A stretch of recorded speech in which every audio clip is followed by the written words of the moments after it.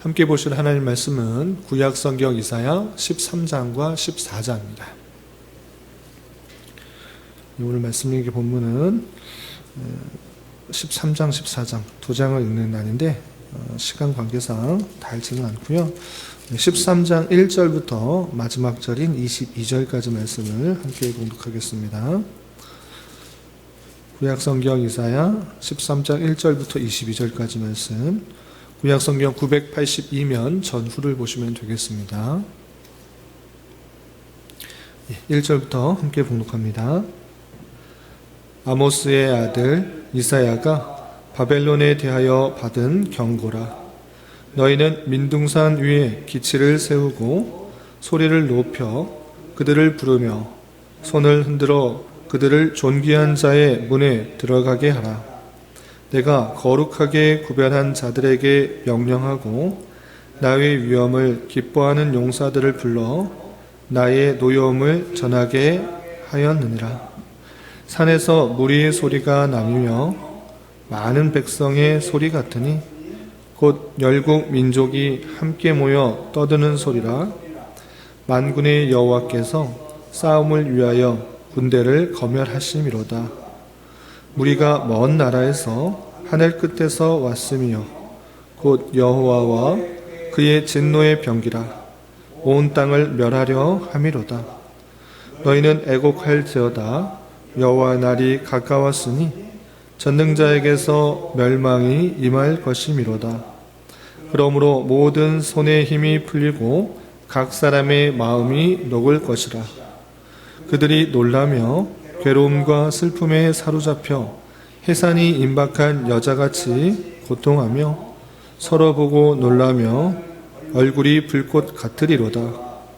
보라, 여호와의 날 곧 잔혹히 분냄과 맹렬히 노하는 날이 이르러 땅을 황폐하게 하며 그 중에서 죄인들을 멸하리니 하늘의 별들과 별무리가 그 빛을 내지 아니하며 해가 돋아도 어두우며 달이 그 빛을 비추지 아니할 것이로다.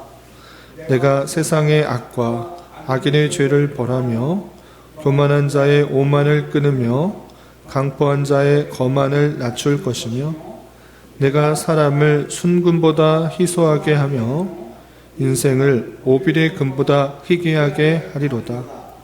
그러므로 나 만군의 여호와가 분하여 맹렬히 노하는 날에 하늘을 진동시키며 땅을 흔들어 그 자리에서 떠나게 하리니 그들이 쫓긴 노르나 모으는 자 없는 양같이 각기 자기 동족에게로 돌아가며 각기 본향으로 도망할 것이나 만나는 자마다 창에 찔리겠고 잡히는 자마다 칼에 엎드러지겠고 그들의 어린 아이들은 그들의 목전에서 매어침을 당하겠고 그들의 집은 노략을 당하겠고 그들의 아내는 욕을 당하리라. 보라, 은을 돌아보지 아니하며 금을 기뻐하지 아니하는 메대 사람을 내가 충동하여 그들을 치게 하리니 메대 사람이 활로 청년을 쏘아 죽이며 태의 열매를 긍휼히 여기지 아니하며 아이를 애석하게 보지 아니하리라.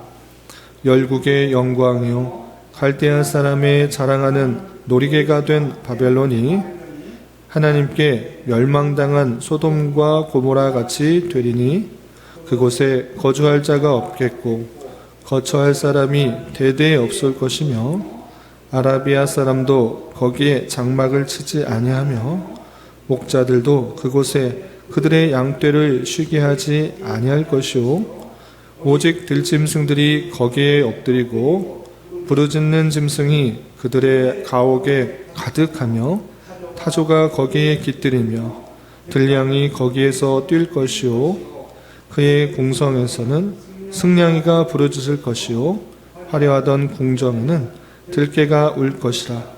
그의 때가 가까우며 그의 날이 오래지 아니하리라. 아멘. 감사합니다. 오늘 말씀의 본문은 이사야 13장과 14장입니다. 우리가 어제 살펴보았던 이사야 11장과 12장에서는 앞으로 도래하게 될 메시아의 나라에 대해서 구체적으로 어떻게 되는지에 대한 자세한 설명을 통해서 소망을 품도록 할 뿐만 아니라 12장에서는 메시아 나라가 어떻게 도래할지를 아는 자로서 더욱더 하나님을 의지하고 하나님께 감사 찬송할 뿐만 아니라 이 놀라운 사실들을 온 백성들에게, 열방들에게 전해야 될 것을 교훈받았습니다.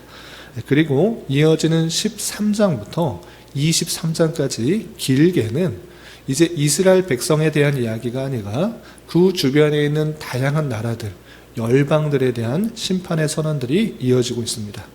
그 중에서 13장과 14장에서는 바벨론과 아수르, 그리고 블레셋에 대한 심판의 내용들이 나와 있는데 이 나라들이 어떻게 심판을 받고 또 왜 심판을 받는지 또 그 속에서 나타나는 하나님의 놀라운 뜻이 무엇인지 살펴보는 시간을 갖도록 하겠습니다. 우선 13장 1절에서 보시면 아모스의 아들 이사야가 바벨론에 대하여 받은 경고라 라고 하면서 바벨론에 받은 경고가 다음부터 쭉 이어진다라고 표현하고 있는 것입니다. 이제 바벨론뿐만 아니라 또 14장 읽어보면 아수르, 블레셋에서 나오는데 우선 바벨론에 대해서 어떤 경고의 말씀을 하는지 내용을 좀 살펴볼 텐데 내용이 길기 때문에 몇몇 핵심 구절만 살펴보도록 하겠습니다. 좀 건너뛰어서 6절에 그 경고의 말씀을 이렇게 표현하고 있습니다. 6절 보시면 너희는 애곡할지어다 여호와의 날이 가까웠으니 전능자에게서 멸망의 날이 임할 것이미로다 라고 하면서 바벨론에게 경고하는데 멸망의 날이 임할 것을 경고하도록 하는 그 말씀인 것입니다. 그럼 멸망의 날, 그 날이 어떠한 모습 가운데 있는가 다양하게 자세하게 길게 표현되고 있는데 9절에는 이런 표현이 있습니다. 9절 보시면 좀 건너뛰어서 보라 여호와의 날 곧 잔혹히 분냄과 맹렬히 노하는 날이 이르러 땅을 황폐하게 하며 그 중에서 죄인들을 멸하리니 10절 하늘의 별들과 별 무리가 그 빛을 내지 아니하며 해가 돋아도 어두우며 달이 그 빛을 비추지 아니할 것이로다 라고 하면서 하나님의 날이 임하면 하나님의 심판이 날이 임하면 하나님의 그 맹렬한 진노로 인하여 모든 것들이 어두워지고 캄캄해지는 그날 죄인들을 멸하는 날이 임할 것이다 이렇게 표현하고 있는 것입니다. 그리고 12절 좀 건너뛰어서 12절 보시면 내가 사람을 순금보다 희소하게 하며 인생을 오빌의 금보다 희귀하게 하리로다 라고 하면서 하나님의 심판으로 말미암아 사람 인생이 금보다도 적어지는 그런 일들이 있을 것이다. 하나님의 심판으로 말미암아 많은 사람들이 죽게 될 것이기 때문에 금보다도 희귀한 것이 사람이 될 것이다 이렇게 표현하고 있는 것입니다. 또한 어떤 표현인가 좀 건너뛰어서 14절에는 이런 표현도 있습니다. 그들이 쫓긴 노루나 모으는 자 없는 양같이 각기 자기 동족에게로 돌아가며 각기 본향으로 도망할 것이나 만나는 자마다 창에 찔리겠고 잡히는 자마다 칼에 엎드러지겠고 그들의 어린아이들은 그들의 목전에서 매어침을 당하겠고 그들의 집은 노략을 당하겠고 그들의 아내는 욕을 당하리라 라고 하면서 이곳저곳에서 모여서 큰 집단을 이뤘던 민족 바벨론도 하나님의 심판으로 말미암아 제각기 다 뿔뿔이 자기 동족으로 돌아갔으나 그 돌아가는 모습 속에서도 찔리고 칼에 엎드려지고 또 아이조차 매어침을 당하는 처참한 그런 심판이 있게 될 그 모습을 살펴볼 수가 있는 것입니다. 또 좀 건너뛰어서 19절 하반절부터 20절에는 이런 표현도 있습니다. 19절 하반절을 보시면 바벨론이 하나님께 멸망당한 소돔과 고모라 같이 되리니 소돔과 고모라 하나님의 심판으로 말미암아 전멸당했던 그 모습 그렇게 바벨론도 될 것이다 이렇게 표현하고 있는 것입니다. 또 20절에 보시면 그곳에 거주할 자가 없겠고 거처할 사람이 대대 없을 것이며 아라비아 사람도 거기에 장막을 치지 아니하며 옥자들도 그곳에 그들의 양떼를 쉬게 하지 아니할 것이요 라고 하면서 거주할 곳에 사람이 없어버리는 그 처참한 일들이 바벨론에 임하게 될 것이다 라고 표현하고 있는 것입니다. 그리고 그때가 언제인가라고 할 때 20절 하반절에는 이렇게 표현하고 있습니다. 20절 하반절 보면 그의 때가 가까우며 그의 날이 오래지 아니하리라. 이 심판이 아주 오래 뒤에 일어나는 것이 아니라 가까이 왔다라고 하면서 그 바벨론에게 임할 심판이 아주 임박했음을 경고하는 그 말씀을 살펴볼 수 있습니다. 그렇다면 하나님께서 왜 바벨론을 이렇게 경고하시고 또 심판하시는가라고 할 때 구체적으로 자세하게 표현하지는 않지만 몇몇 구절을 통해서 바벨론이 심판받을 수밖에 없는 그런 사실들, 그 원인을 알 수 있는 표현들이 있습니다. 어떤 표현들이 있는가 보시면 11절에 이렇게 되어 있습니다. 11절 보시면 내가 세상의 악과 악인의 죄를 벌하며 교만한 자의 오만을 끊으며 강포한 자의 거만을 낮출 것이다. 이렇게 표현하고 있는 것입니다. 하나님께서 바벨론을 왜 심판하시는가, 심판의 내용들을 쭉 설명하면서 왜 심판하시는가라고 할 때 나는 세상의 악인의 죄, 이것을 벌하는 것이다. 그리고 교만한 자의 그 오만함, 교만함 내가 낮추할 것이다. 그 강포한 자의 거만을 낮추려고 이렇게 심판한다라고 표현하고 있는 것입니다. 그러므로 말미암아 바벨론이 거만하고 오만하고 또 교만한 모습들이 있었기 때문에 그 죄악들을 하나님께서 심판하신다, 이렇게 생각하시면 될 것입니다. 그리고 이 바벨론이 심판당하는 것, 그 거만과 교만과 오만들을 때문에 심판당하는데 그 심판의 방법도 아주 구체적으로 표현되고 있는 것을 볼 수 있습니다. 어떤 표현이 있는가? 17절, 18절에 보시면 이 바벨론이 어떻게 심판을 받을 것인지 구체적으로 이렇게 표현되어 있습니다. 17절 보시면 보라, 은을 돌아보지 아니하며 금을 기뻐하지 아니하는 메대 사람을 내가 충동하여 그들을 치게 하리니 메대 사람이 활로 청년을 쏘아 죽이며 태의 열매를 긍휼히 여기지 아니하며 아이를 애석하게 보지 아니하리라 하면서 그 바벨론은 은금을 귀하게 여기지 아니하는 메대 사람으로 말미암아 충동을 해서 그를 치게 할 것이다, 이렇게 표현하고 있는 것을 볼 수 있습니다. 이 사실이 정말 그대로 아직은 지금 중동 시대에, 지금 이사야 시대는 아수르가 큰 나라고 바벨론은 아주 작은 나라였습니다. 그럼에도 불구하고 이 아수르라는 나라는 바벨론에 의해서 전멸을 당하게 되고 멸망을 당하게 되고 바벨론이 크게 차지하게 된 것입니다. 그 중동 지역을 다 바벨론이 차지하고 심지어는 유대 나라도 다 차지하는 그런 큰 나라를 입었으나 그 또한 그 교만으로 말미암아 실제 메데 바사에 의해서 멸망당하게 되는 일이 실제로 일어나는 것을 우리는 성경을 통해 또 세계사의 내용을 통해서 확인하게 되는 것입니다. 앞으로 일어날 일들을 하나님께서는 미리 다 아시고 그 어떤 일들이 있을 것인지를 다 표현하고 왜 그렇게 멸망당할 수밖에 없는지도 표현되고 있는 그 모습을 볼 수 있습니다. 이렇게 바벨론에 대한 그 멸망의 내용이 13장만 표현되는 것이 아니라 14장에서도 14장 3절부터 20절까지 또 길게 표현되고 있는 것을 볼 수 있습니다. 그런데 또 내용들이 반복되니까 좀 건너뛰도록 하겠습니다. 그렇다면 바벨론만 심판을 당하는가? 그렇지 않고 14장에서는 아수르 그리고 블레셋도 하나님께서 심판하신다, 이렇게 표현하고 있는 것입니다. 그 내용을 좀 건너뛰어서 살펴보겠습니다. 14장 보시면 14장 25절에 이런 표현도 있습니다. 25절 14장 25절 보시면 내가 아수르를 나의 땅에서 파하며 나의 산에서 그것을 짓밟으리니 그때에 그의 멍에가 이스라엘에게서 떠나고 그 짐이 그들의 어깨에서 벗어질 것이니라 라고 하면서 아수르가 지금 당장에는 아주 큰 나라를 이루어서 북이스라엘도 치고 아람도 치고 그 주변의 나라를 다 정복해서 모든 나라가 그 나라에 정복되고 있는 그런 형편인데 하나님께서는 어떻게 표현하고 계시는가? 내가 아수르를 나의 땅에서 파할 것이다. 나의 산에서 그 땅을 그것을 짓밟을 것이다 라고 하면서 아수르에게 임할 그 심판의 내용도 표현하고 있는 것입니다. 뿐만 아니라 건너뛰어서 29절에는 이런 표현도 있습니다. 29절 14장 29절입니다. 아수르에만 심판을 선언하는 것이 아니라 29절에는 블레셋에 대해서 이렇게 표현하고 있습니다. 29절 블레셋 온 땅이여 너를 치던 막대기가 부러졌다고 기뻐하지 말라. 뱀의 뿌리에서는 독사가 나겠고 그의 열매는 날아다니는 불뱀이 되리라. 가난한 자의 장자는 먹겠고 궁핍한 자는 평안히 누르려니와 내가 내 뿌리는 기근으로 죽일 것이요 내게 남은 자는 살육을 당하리라.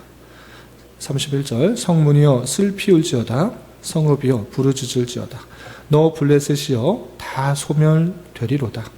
대저 연기가 북방에서 오는데 그 대열에서 벗어난 자가 없느니라 라고 하면서 블레셋이라는 나라 유다 서쪽편에 조그맣게 잠자있는 그 나라일진데 큰 나라가 멸망했다고 좋아할 것 아니다. 내가 너를 심판할 것이다. 너희가 가난한 자는 자의 장자는 먹겠고 궁핍한 자는 평안히 누우려니 뿌리는 기근으로 죽일 것이다. 내게 남은 자는 살육을 당할 것이다 라고 하면서 블레셋에게도 하나님께서 심판하시겠다라는 그 표현들을 하고 있는 것을 볼 수 있습니다.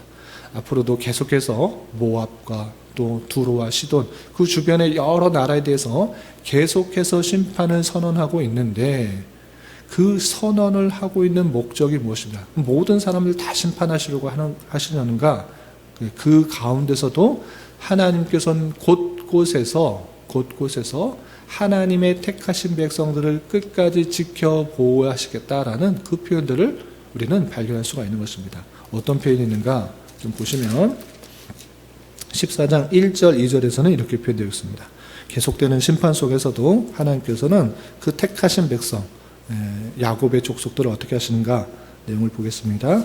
14장 1절 2절 여호와께서 야곱을 긍휼히 여기시며 이스라엘을 다시 택하여 그들의 땅에 두시리니 나그네 된 자가 야곱 족속과 연합하여 그들에게 예속될 것이며 민족들이 그들을 데리고 그들의 본토에 돌아오리니 이스라엘 족속이 여호와의 땅에서 그들을 얻어 노비로 삼겠고 전에 자기를 사로잡던 자들이 사로잡고 자기를 압제하던 자들을 주관하리라 라고 하면서 열방들의 심판 속에서도 하나님의 택하신 백성들을 다시 회복시켜서 그곳에 오랫동안 살게 할 것을 표현하는 구절을 살펴볼 수 있습니다. 여기만 그렇게 표현되는가 좀 건너뛰어서 14장 32절에는 이런 표현이 있습니다. 14장 32절 그 나라 사신들에게 어떻게 대답하겠느냐 여호와께서 시온을 세우셨으니 그의 백성의 곤고한 자들이 그 안에서 피난하리라 할 것이라. 여호와께서 시온을 다시 세우셨다. 하나님의 택하신 백성을 다시 세우셨다. 그 백성의 곤고한 자들 많은 열방들로부터 핍박을 당하고 또 침략을 당해서 흩어져 있던 그 모든 것들이 다시 피난하여서 그 시온이 다시 회복될 것을 표현하고 있는 그 모습을 볼 수 있습니다. 이렇게 하나님께서는 열방들의 그 교만과 거만과 오만으로 수많은 나라를 정복하고 침략하여서 없애고 심지어는 이스라엘 백성들도 그런 침략을 하는 핍박을 하는 그런 일들을 행했지만 하나님께서 결국은 그 시온 백성들 하나님의 택하신 백성들을 다시 세우시겠다라는 그 놀라운 섭리를 살펴볼 수가 있는 것입니다. 이렇게 하나님께서 그 택하신 백성들을 향하신 계획들을 아주 집중적으로 요약하여서 표현한 구절이 있는 것입니다. 어떤 표현이 있는가? 14장 24절부터 27절에 하나님께서 이 세상 모든 만물을 경영하셔서 주관하셔서 섭리하셔서 통치하셔서 하나님의 뜻을 이루신다라는 그 표현들이 여기에 농축해서 잘 표현되고 있는 것입니다. 어떻게 표현되는가? 24절 보시면 14장 24절입니다. 만군의 여호와께서 맹세하여 이르시되 내가 생각한 것이 반드시 되며 내가 경영한 것을 반드시 이루리라. 세계를 경영하고 세계를 다스리고 섭리하는 것 내가 반드시 이룰 것이다. 내 경영은 반드시 이룰 것이다. 이렇게 표현하고 있는 것입니다. 또한 26절에는 이런 표현도 있습니다. 26절 이것이 온 세계를 향하여 정한 경영이며 이것이 열방을 향하여 편손이라. 온 세계를 향하여 정한 경영, 하나님께서 온 세계를 경영하시는데 그 모든 것들을 정하셨다. 하나님께서 이렇게 되도록 정하셨다. 그것이 하나님의 뜻이고 정한 뜻이고 그렇게 반드시 될 것을 표현하고 있는 것입니다. 또 27절, 만군의 여호와께서 경영하셨은즉 누가 능히 그것을 패하며 그의 손을 펴셨은즉 누가 능히 그것을 돌이키랴.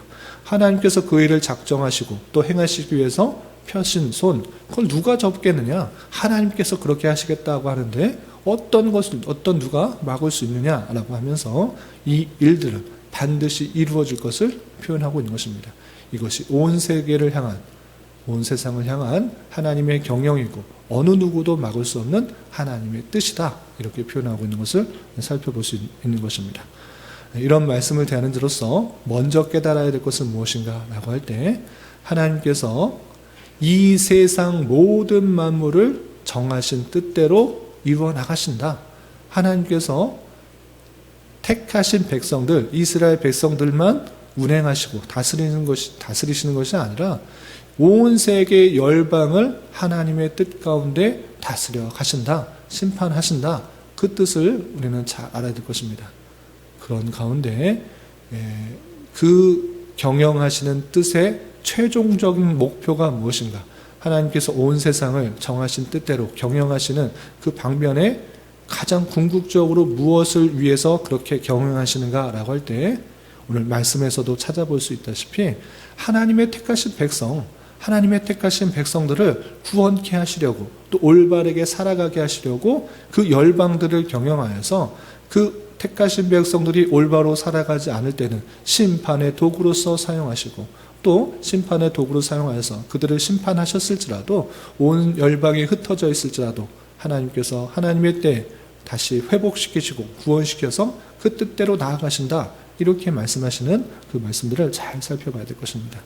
이런 말씀에 따라서 하나님께서 택하신 백성들을 구원케 하시고 또 하나님의 백성답게 훈련시키시고 연단시키시고 또 성화시키시기 위하여서 다양한 형편을 사용하신 줄을 알아 오늘날 이 말씀을 통하여서 우리에게 닥치는 다양한 상황, 환경, 여건 그조차도 하나님의 세계 경영, 섭리 통치 아래 있다는 사실을 기억하며 혹여나 나의 죄악을 바로잡고 또 올바르게 살아가게 하기 위한 하나님의 섭리의 손길은 아닌지를 되돌아보며 하나님의 뜻과 하나님의 섭리를 발견하는 수단으로 삼아야 될 것입니다. 이렇게 하나님의 통치에 영적으로 민감하게 반응하며 주님의 뜻대로 살아가기 힘쓸 수 있는 저와 여러분이 되시기를 주님의 이름으로 부탁을 드립니다. 기도하겠습니다.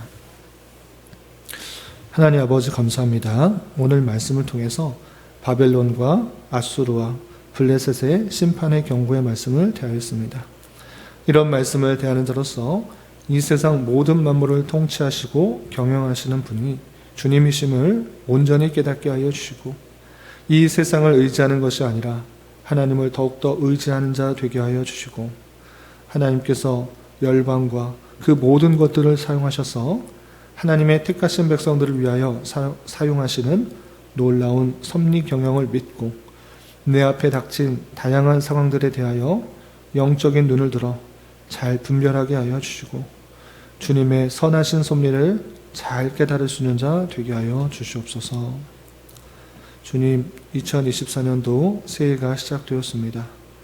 새로운 마음가짐으로 힘차게 한 해를 시작하게 하여 주시고 새해를 시작하며 각자가 소망하고 기대하는 것들이 주님의 뜻 안에서 형통하게 이루어질 수 있도록 은혜를 더하여 주옵시며 우리 교회 모든 성도들 또한 주님과 동행하며 서로에게 힘과 위로가 되는 공동체가 될 수 있도록 은혜를 더하여 주시옵소서.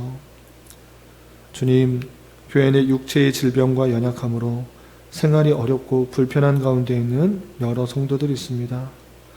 주님 지켜주셔서 건강하게 잘 치유되고 회복될 수 있도록 인도하여 주시고 직장과 사업장의 문제로 가족의 전도와 신앙을 위해 복된 결혼과 가정을 위해 주님께 간절히 부르짖며 나아가는 여러 지체들이 있사오니 주님 그들과 함께 하여 주시고 그들의 기도 응답해 주시사 우리의 기대와 소망보다 훨씬 더 풍성한 것들로 채워주시는 하나님을 깊이 경험할 수 있는 교회 되도록 인도하여 주시옵소서. 오늘 저녁에 있는 금요 기도의 시간에도 주님 함께하여 주실 줄 믿으며 이 시간 각자 간절하게 간구하는 기도 제목 주님께서 들으시고 가장 선한 것들로 응답하여 주시옵소서. 예수님의 이름으로 기도 올려옵나이다.